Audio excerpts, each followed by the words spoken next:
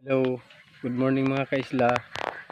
Nandito po tayo ngayon sa likod ng aking kubo. Papakita ko sa inyo kung ano yung mga pananim ko dito, tulad ng mga gulay, prutas.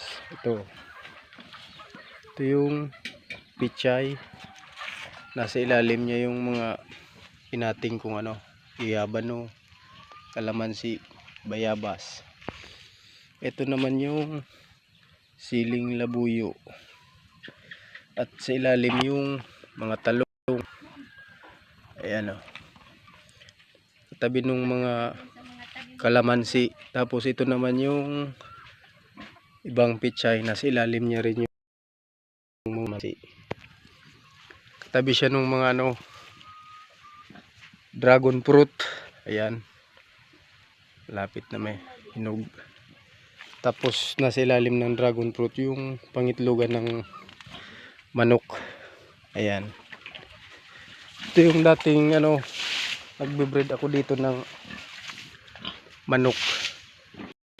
Napapaligiran siya ng net. Ayan. Kahit sa taas may net siya. Tapos ito naman yung grapes. Ito yung iba kong gulay. Pichay din siya, tapos may kasamang rambutan. Tapos ito, mangustin, tumutubo na rin.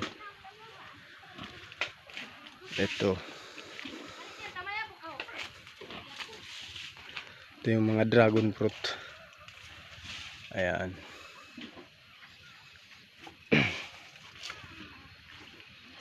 Ito yung iba niyang bunga.